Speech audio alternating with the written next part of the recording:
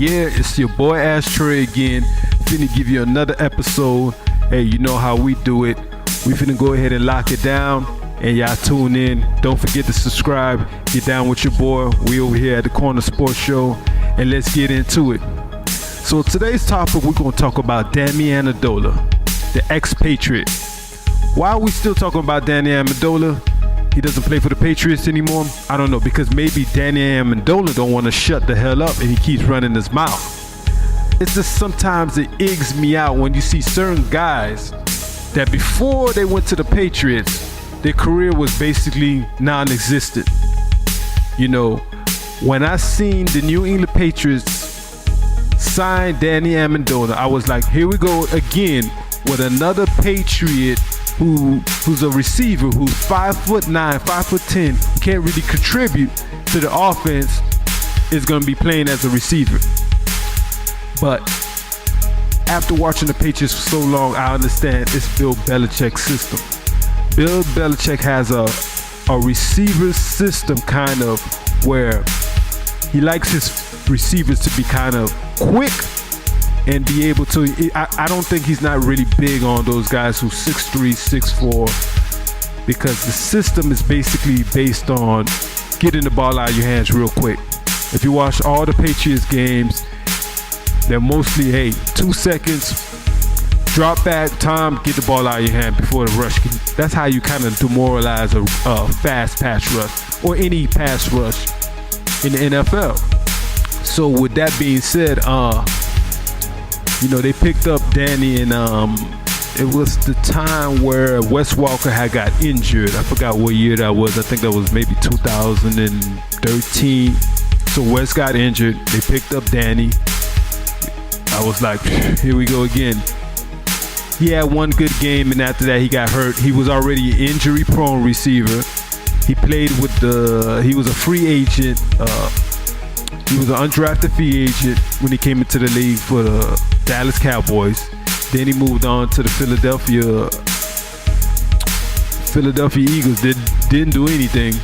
Went to St. Louis. I think he had 2 mediocre years. And you didn't really hear about this guy.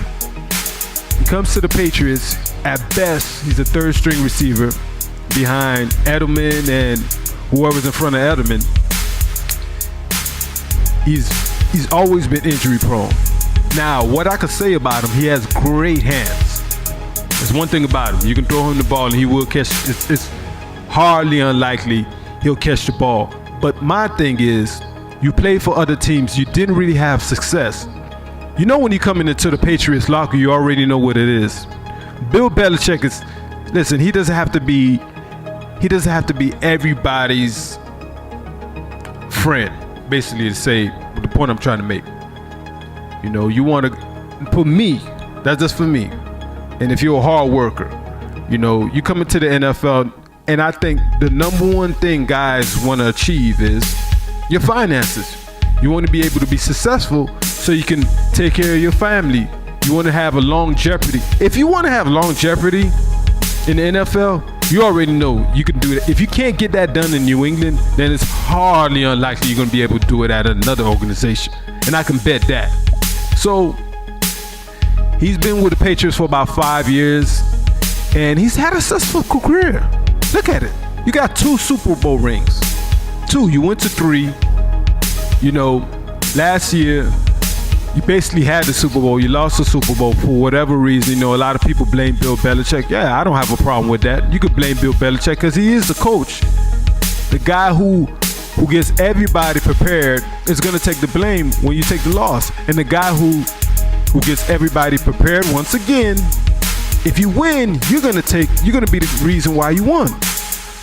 So that's fair. But at the same time, I just look at Dummy Amendola as a guy, you was just you're not even really you never made the Pro Bowl. You're not a first string, second string wide receiver. You're at best 3rd or 4th string. At best. And you're very injury prone. Now, granted, this past postseason, he did good. Now, I mean, the other guys were hurt. Cook was hurt. Edelman was hurt. One game, Gronkowski was hurt. So you basically had a lot of balls coming to you. I'm not saying that he didn't have other opportunities before that, but he made the best of what he had. Now in that system, you flourish. You go into the Miami Dolphins. I heard him say something the other day. He was like, "Oh, Bill Belichick is like a principal, and the Dolphins head coach is like a man." You just fucking got there, man. Let's be real. You just fucking got there. Now you're already running your mouth. Listen, when you start, Miami Dolphins is my home team. Now, they're not the team that I root for. The Patriots is the team I root for. But, this is the team that I grew up watching. And one of the most disappointing teams that you'll ever see in sports. He never lived in Miami. You're going to be living in Miami with all these distractions on all these places to go on the weekends and stuff like that. It's hard to keep yourself focused. So we're going to see how he does in Miami. Keep running in his mouth. You just got, and I can guarantee, listen, I'm putting on my channel, I bet $5,000 this guy doesn't make it to the Pro Bowl. At best. If he even survived the whole season without being hurt. So, I mean, things didn't end the way you wanted in New England. You did take a couple of pay cuts, but I mean, why wouldn't you take pay cuts? Because you look at it, listen, if I go to another team, I'm going to tell you right now, if he didn't stay in the New England Patriots, where would he be? He probably would be in the AFL or some shit. He wouldn't be in the NFL on playing, have this longevity that he had. No way. It's not happening. So appreciate, okay, Bill Belichick, like I said, a lot of people get misconsumption of Bill Belichick is when he's giving these press conferences, he's just some evil freaking scientist or whatever. Man, Bill is nothing like that, man. I know a lot of guys that know him, man. He's chill, mellow dude. Now, with that being said, is he strict? Of course. He wants the best out of you. Because there's players that all around the league, man, there's players you look at the Patriots and you're like, man, these guys shouldn't be fucking playing, man. You seen that fucking defense on the Super Bowl, man. You got James Harrison who's fucking 45 years old. You got these other guys, man, you don't know where the fuck they coming from. You don't even know they don't even much know what they doing. They let Nick Foles light their ass up. Malcolm Butler, I mean, we're not even gonna talk about Malcolm Butler. Malcolm Butler was struggling last year, man. Listen, that contract Tennessee gave Malcolm Butler, man, that was for show. You got a new head coach, man. I mean, all of that is to get the fan base pumped up. Look, we're getting this guy, man. We're giving him $60 million. We're making moves. That's a general manager's, man, boot game. I mean, that's a Miami term where basically mean this, this buttering you up, buttering the fan base up. Like, hey, we're making moves. But Malcolm Butler was struggling, man. He made a great play in the Super Bowl, and his most attribute is his tackling. But his cover skills, oh my God, man. He's not a great cover guy. And the Tennessee Titans is gonna see that. But back to Danny, I think Danny, he needs to just, you moved on from the Patriots. You didn't like the way it ended. Just continue your career, man. You got 2 Super Bowls out of it. 2 Super Bowls. You can hang your hat off to that. A guy who could have cut you a long time ago. Yeah, I know you say you took pay cut, but they didn't need you. They didn't need you, man. That's exchangeable freaking office system. I've seen plenty guys come from New England, man, and they continue their career into their couch. And that's what Danny Amendola is gonna do in the Dolphins, man. You watch this guy struggle, man, because there's no consistency in that. And Bill, and I'm gonna tell you, man, I like what the Dolphins are doing. They got rid of a lot of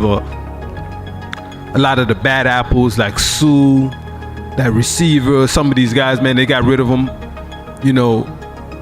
Trying to start fresh. And I guess bringing Danny over there, hey, he comes from a winning culture.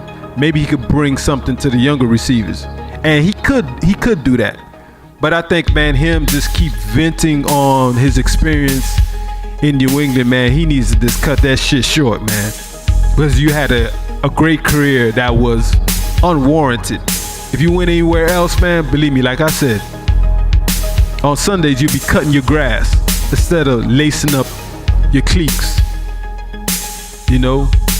James Harrison gave an interview the other day, and they was asking him about how is it with Bill Belichick, and he was like, hey man, he's a real cool guy. What you see on TV is not him. I mean, he's almost like a psychologist, man.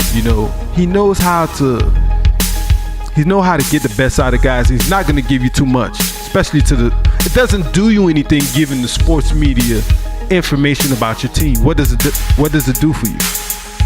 Actually, it kind of handicap you, because now you're giving your opponent advantage. And I tell people this all the time, man. A lot of that stuff that you do see come out of New England, and I'm never going to say a team doesn't have issues, but a lot of that stuff be made up, man. And that's the same thing quoted by James Harrison. He feels like a lot of that stuff was made up because when he went into the Patriots locker, he was looking for that. All right, what's going on? I'm hearing all this talk, this and that, all this friction, and he ain't seen none of that. Because whenever you're a team, it's just like if you're in the army, you're in the military. I've never been in the military, but you kind of like when you and a bunch of guys, man, when you guys been through thick and thin, not just good times but bad times, and you experience kind of tragic situations together, it brings you closer. And that's what a lot of times you see. The last 2 times they won the Super Bowl, they had to come from behind.